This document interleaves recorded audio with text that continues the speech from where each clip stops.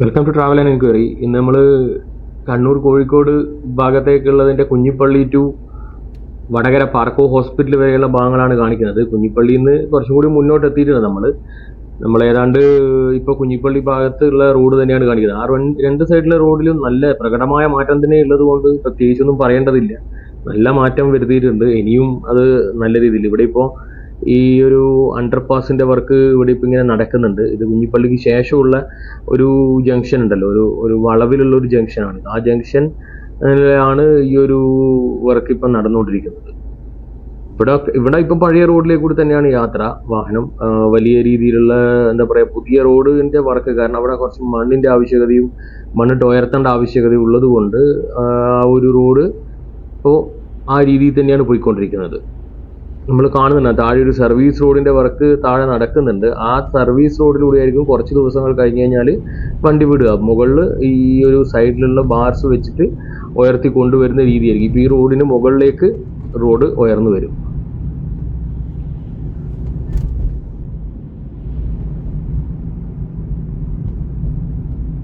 Three line road വന്നാലുണ്ടാകുന്ന ഗുണം എന്ന് പറഞ്ഞാൽ ഇപ്പം നിങ്ങൾ കണ്ട പോലെ ഈ വണ്ടി ഓവർടേക്ക് ചെയ്യാനുള്ള ഒരു ബുദ്ധിമുട്ടും ഉണ്ടാവില്ല. ഓവർടേക്കിങ്ങിൻ്റെ എന്താ പറയുക ഓവർടേക്കിംഗ് എന്ന് പറയുന്നത് ഒരു അനായാസ പ്രവൃത്തിയായി മാറും. അത് ഇപ്പം നമ്മൾ ത്രീ ലൈൻ റോഡിലൂടെ വാഹനം ഓടിക്കുന്ന അത്യാവശ്യമുള്ള ആളുകൾക്ക് മനസ്സിലാവും. ഇതിപ്പോൾ നമ്മൾ പുതിയ റോഡിലേക്ക് കൂടി, അതായത് ഒരു സൈഡ് ഓപ്പൺ ആക്കി കൊടുത്തിട്ടുള്ള പുതിയ 3 വരി പാതയിലൂടെയാണ് നമ്മളിപ്പോൾ യാത്ര ചെയ്തുകൊണ്ടിരിക്കുന്നത്. ഇത് കുറച്ചുകൂടി എളുപ്പമാകും. കാരണം 3 വരി ഉള്ളത് കൊണ്ട് തന്നെ നമുക്ക് കുറച്ചുകൂടി എളുപ്പമാകും കാര്യങ്ങൾ. ഈ ഭാഗം ഒരു ചെറിയ കുന്നുപോലെയുള്ള സ്ഥലമായിരുന്നു. അത് ചെറുതായിട്ട് എന്താ പറയുക നമ്മളിപ്പോൾ പറയില്ലേ ചെത്തിയെടുത്ത് സ്ലോപ്പാക്കി നല്ല രീതിയിൽ നൈസ് സ്ലോപ്പാക്കി മാറ്റിയിട്ടുണ്ട്. അപ്പോൾ നമ്മൾ വാഹനം ഉപയോഗിക്കുമ്പോൾ ഞാൻ പറഞ്ഞല്ലോ ഇന്നലെ ഈ വാഹനത്തിൻ്റെ മൈലേജ് അതേപോലെ തന്നെ ഓടാനുള്ള സൗകര്യങ്ങൾ ഇപ്പം കുറച്ച് ശക്തി കുറഞ്ഞ ഒരു സാധാരണ വാഹനമായാൽ നമുക്ക് കുറച്ചും കൂടി അതായത് ഇത്രയും കാലത്തിനേക്കാളും വളരെ നല്ല രീതിയിൽ എടുത്തിട്ട് പോകാൻ പറ്റുന്ന ഒരു റോഡായി മാറും ഈ റോഡ്. ഒരു അന്താരാഷ്ട്ര നിലവാരത്തിലുള്ള റോഡ് എന്ന് തന്നെ നമ്മൾ പറയും. അത് തന്നെയാണ് നമ്മൾ ഉദ്ദേശിക്കുന്നത്. കാരണം നമ്മൾ പുറത്തൊക്കെ പോയി കാണുന്ന റോഡുകളിൽ യാത്ര ചെയ്ത് നാട്ടിൽ വരുമ്പം പല ആളും പറയും അയ്യോ എന്തൊരു കഷ്ടമാണ് വണ്ടി ഓടിക്കാൻ. ഒരു 100 കിലോമീറ്ററൊക്കെ ഓടാൻ വേണ്ടിയിട്ട് വിദേശത്ത് മാക്സിമം ഒരു 1.5 മണിക്കൂർ 2 മണിക്കൂർ എടുക്കുമ്പോൾ ഇവിടെ നമ്മൾ 4-5 മണിക്കൂർ എടുത്ത് എണ്ണയും കത്തിച്ച് പോകണം. ഈ 5 മണിക്കൂർ എണ്ണ വണ്ടി സ്റ്റാർട്ടായി തന്നെയാണ് കിടക്കുന്നത്. അപ്പോൾ ആ ഒരു വ്യത്യാസം ശരിക്ക് ഇത് വന്നു കഴിഞ്ഞാൽ എഫക്റ്റ് ആവും.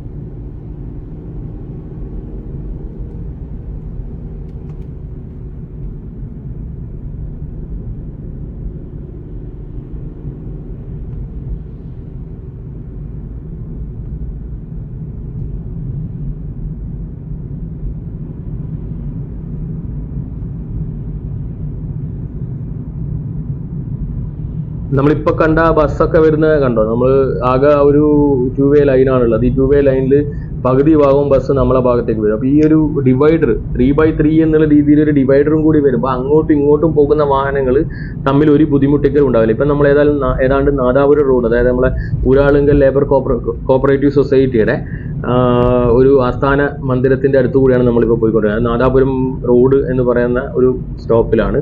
ഈ ഭാഗത്തൊക്കെ എന്ന് പറഞ്ഞു കഴിഞ്ഞാൽ ഒരു കുറച്ച് ഉയർത്തിക്കൊണ്ടായിരിക്കും ഈ റോഡ് പോവുക. ഇതിൻ്റെ വർക്ക് ഏതാണ്ട് 2 വശവും ഒഴിപ്പിച്ചിട്ടുണ്ട്. പക്ഷെ ടൗൺ ആയതുകൊണ്ട് തന്നെ പെട്ടെന്ന് തന്നെ ഇത് ചെയ്ത് തീർക്കേണ്ടതില്ല. ഇവിടെ വലിയ രീതിയിൽ പെട്ടെന്ന് വർക്ക് തീരുന്ന ഒരു സ്ഥലമായതുകൊണ്ടാവാം ഇങ്ങനെ കുറച്ച് സ്ലോ ആയിട്ടാണ് ഇവിടെ ഈ ഭാഗത്ത് വർക്ക് നടക്കുന്നത്. ഇത് കഴിഞ്ഞ് കഴിഞ്ഞാൽ നമ്മൾ കൈനാട്ടി കാര്യങ്ങളൊക്കെയാണ് ഇപ്പോൾ നല്ല രീതിയിലുള്ള മാറ്റങ്ങൾ വന്നിട്ടുള്ളത്.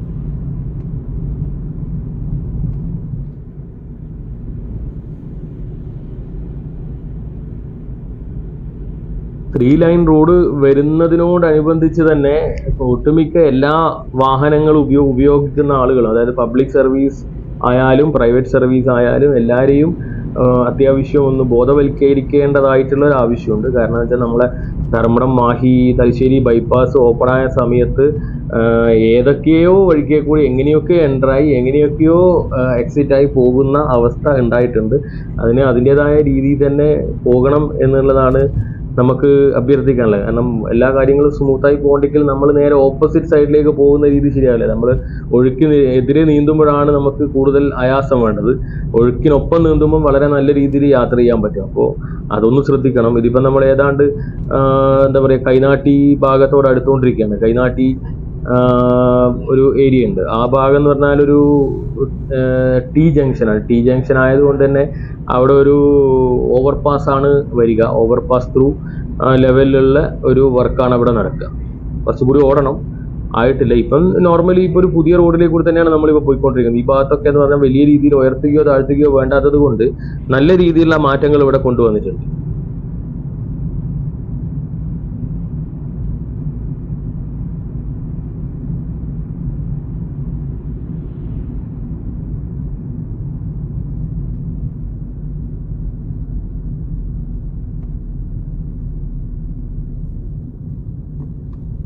നമ്മളിപ്പോ കൈനാട്ടി ഏതാണ്ട് എത്തി. ആക്ച്വലി ഈ സൈഡ് മുതൽ, ഇവിടുന്ന് മുതൽ അങ്ങോട്ടേക്ക് ഈ റോഡ് ഉയർന്നു തുടങ്ങും. അതായത് പാലം പോലെ ഉയർന്നു തുടങ്ങും. ഓവർ പാസ് എന്നുള്ള ഒരു സ്റ്റൈല് വരും. അപ്പോൾ അതിന്റെ ഭാഗമായിട്ട് ഇപ്പോഴും പഴയ റോഡ് തന്നെയാണ് ഉപയോഗിക്കുന്നത്. അവിടെ ഈ പഴയ, അതായത് ക്ലീൻ ചെയ്ത് വെച്ച സ്ഥലത്ത് അതിനുള്ള സ്പാൻസും മറ്റുമൊക്കെ ചെയ്തു വെച്ചിട്ടുണ്ട്. അത്യാവശ്യം കുറച്ച് വർക്ക് തീർന്നിട്ടുമുണ്ട്. ഇവിടെ ഈ ഓവർപാസിൽ ഈ ട്രാഫിക് ഉള്ള ഭാഗത്തുള്ള ഇതൊക്കെ ഓപ്പൺ ആക്കി കൊടുത്തിട്ടുണ്ട്. അത് നാളെന്നല്ല, അടുത്ത ഘട്ടങ്ങളിൽ തന്നെ ഇതിന്റെ വർക്ക് തീരുന്നതോടുകൂടി നമുക്ക് പെട്ടെന്ന് തന്നെ നമ്മളെ ഈ ഭാഗത്തുള്ള പാലത്തിന്റെ വർക്ക് തീരുമെന്നാണ് എനിക്ക് മനസ്സിലാക്കാൻ സാധിച്ചിട്ടുള്ളത്. കാരണം ഏറ്റവും കൂടുതൽ ബ്ലോക്ക് ഉണ്ടാവുന്ന ഒരു മേഖല ഇതൊക്കെയാണ്. വടകര ടൗണ് ഈവനിങ് ആയിക്കഴിഞ്ഞാൽ നമ്മൾ പോയി കഴിഞ്ഞാൽ നമ്മൾ കുടുങ്ങി, അതാണ് അവസ്ഥ. ആക്ച്വലി അതൊക്കെ മാറിക്കിട്ടും. ആക്ച്വലി മൊത്തമായിട്ടുള്ള ആ ഒരു ട്രാഫിക് ബ്ലോക്ക് കാര്യങ്ങളൊക്കെ നമുക്ക് മാറിക്കിട്ടും. വൈകിട്ടാകുമ്പോഴുള്ള ഒരു ബ്ലോക്കിന്റെ ഇഷ്യൂ ആണ് ഇപ്പൊ നമ്മൾ മുന്നിൽ കണ്ടുകൊണ്ടിരിക്കുന്നത്. അതിനിടയിൽ നമ്മൾ ഈ ഒരു പാലത്തിന്റെ വർക്ക്, ഓവർപാസിന്റെ വർക്ക് ഏതാണ്ട് ഇവിടെ നമ്മൾ കാണുന്നുണ്ടാവും. ഇതാണ് ഇവിടെയുള്ള ടി ജംഗ്ഷൻ. ഈ ടി ജംഗ്ഷനിൽ ആണ് നമുക്ക് എപ്പോഴും ബ്ലോക്ക് ഉണ്ടാവുന്നത്. ഇവിടെ പണ്ട് ഇതൊക്കെ ഉണ്ടായിരുന്നു, നമ്മളെ സിഗ്നൽ ലൈറ്റ് ഒന്നും ആരും അങ്ങനെ എന്താ പറയുക, നമ്മളിപ്പോൾ പറയില്ലേ അവയർനെസ് ഓഫ് ദ ലോ, ആ ഒരു ഇഷ്യൂ ഉള്ളത് കൊണ്ട് 90% ആളുകളും സിഗ്നലൊന്നും വകവെക്കാതെ എങ്ങനെയൊക്കെ എടുത്തു പോകുന്നത് നമ്മൾ ആ സമയത്തൊക്കെ ശ്രദ്ധയിൽപ്പെട്ടിട്ടുണ്ട്. ഇപ്പൊ ആരോട് എന്ത് പറയാനാണ്, അങ്ങനത്തെ ഒരു അവസ്ഥയാണ്. അപ്പോൾ അതൊക്കെ ഒന്ന് മാറിക്കിട്ടും.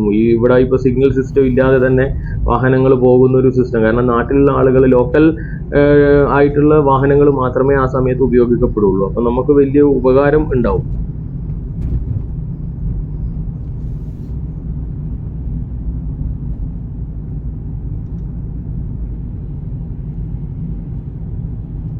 കൈനാട്ടി കഴിഞ്ഞു കഴിഞ്ഞാൽ പിന്നെ നമുക്ക് ഉള്ള ഒരു സ്ഥലം എന്ന് പറയുന്നത് കുറച്ച് ഇരുവശവും താഴ്ന്നിട്ടുള്ളതും റോഡ് വലിയ രീതിയിൽ ഉയർത്തിയിട്ടുള്ളതുമാണ്.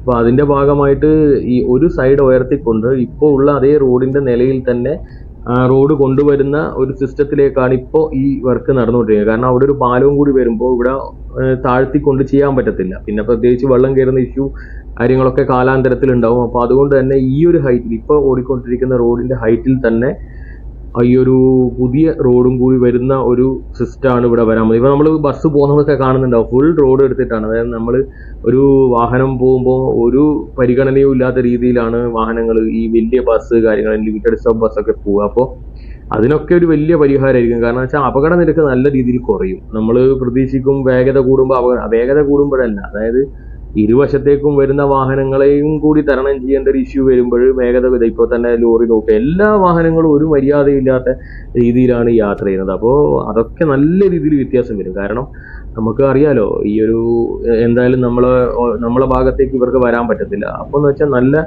ഒരു ഗുണകരമായ ഒരു യാത്രയായിരിക്കും മൊത്തമായും ഉണ്ടാവുക. അപ്പോൾ നമ്മളേതാണ്ട് നമ്മളെ ഡെസ്റ്റിനേഷൻ ഇന്നത്തെ ഒരു എൻഡിങ്ങിലേക്ക് എത്തിയിട്ടുണ്ട്. പാർക്കോ ഹോസ്പിറ്റലിന്റെ ഭാഗം. ഇവിടുന്ന് മുതൽ അങ്ങോട്ട് ബ്ലോക്ക് തുടങ്ങും.